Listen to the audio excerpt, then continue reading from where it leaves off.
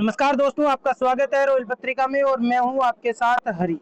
आज हम एक ऐसे शख्स के साथ बैठे हैं जिनकी आवाज राजस्थान की विधानसभा में पहले बहुत गूंजती थी और आज सिविल लाइन्स विधानसभा के क्षेत्र में बड़ी गूंज रही है। आज हम प्रताप सिंह खाचरियावास के साथ बैठे हैं। भाई साहब, सबसे पहले तो आपको जन्मदिन की बहुत बहुत शुभकामनाएं रोयल पत्रिका धन्यवाद की ओर से। आपको, रोयल पत्रिका को धन्यवाद। आज इतनी भीड़ आ रही है, जन्मदिन का मौका है, लोग आपको बधाइयां दे रहे हैं, कैसा फील हो रहा है, क्या महसूस नो हो रहा डाउट इतने बड़ी तादाद में लोग आए हैं जयपुर के, और अच्छा लगा हमें, क्योंकि हम तो दो चुनाव हार गए, विधानसभा और लोकसभा।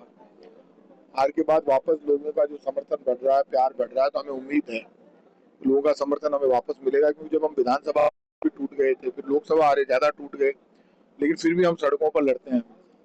मेरी स्कूल कॉलेज यूनिवर्सिटी जयपुर में हुई है। यहाँ के सब लोगों को मैं जानता हूँ, लोग मुझे जानते हैं। इसलिए मैं इतना कह सकता हूँ कि ये जो जयपुर है, इस जयपुर का बेटा हूँ मैं, और मैं लोगों से बहुत ज्यादा उम्मीद करता हूँ। लोग मेरे से बहुत ज्यादा उम्मीद करते हैं, लेकिन मैं तो मेरी उम्मीद पे खरा उतरता हूँ। मुझे जरूरत होती है तब लोग खड़े नहीं उतरते। ये मैं आज तक नहीं समझ पाया क्या चक्कर है। अब आपको उम्मीद है कि अब की बार आने वाले टाइम में लोग आपके लिए थोड़ा लॉयल बन के खड़े उतरेंगे? देखते हैं क्या होता है। क्यों अभी तो लग रहा है कि सब मेरे साथ हैं, चुनाव तक साथ रहेंगे, तब देखते हैं क्या स्थिति बनती है। ये हनुमान बेनीवाल वाली बात कर रहे हो आप?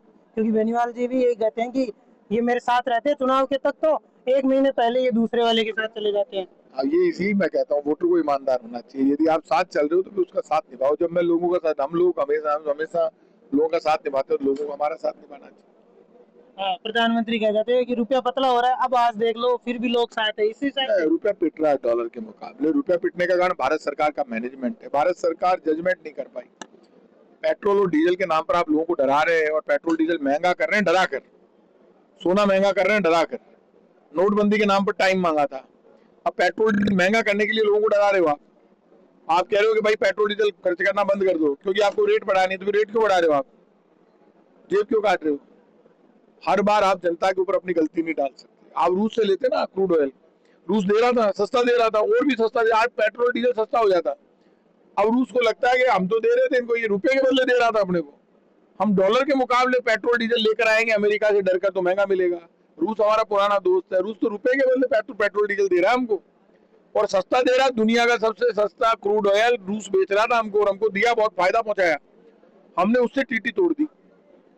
तो भारत सरकार का फेलियर है। जनता तो वोट दे रही है बीजेपी वालों को। इसके पीछे की कोई बड़ी वजह? बीजेपी क्या दे रही है जनता को? धोखा, झूठ, फरेब। बीजेपी कुछ नहीं दे रही।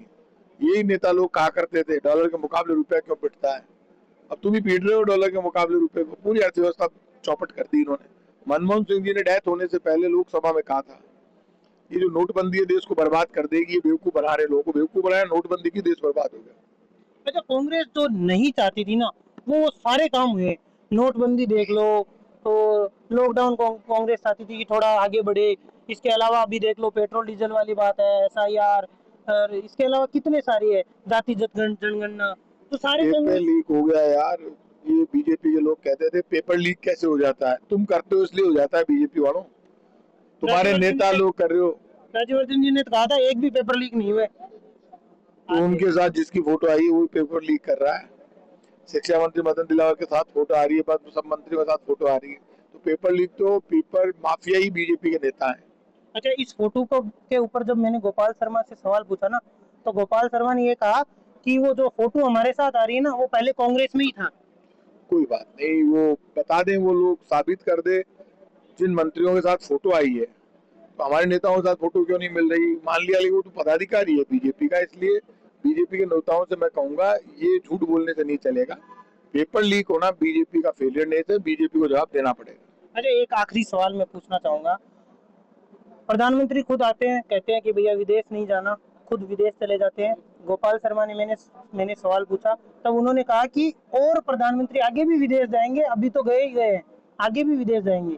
तो आप इस बयान को चाहे कैसे देखते प्रधानमंत्री जी विदेश जाए, हमें कोई दिक्कत नहीं है, लेकिन लोगों के लिए रोटी और रोजगार की व्यवस्था करे। देश हैं? तड़फ रहा है भूख से, गरीबी से, महंगाई से। जी बिल्कुल, ये बात तो सही है कि देश के रोटी और रोजगार की व्यवस्था तो होनी चाहिए।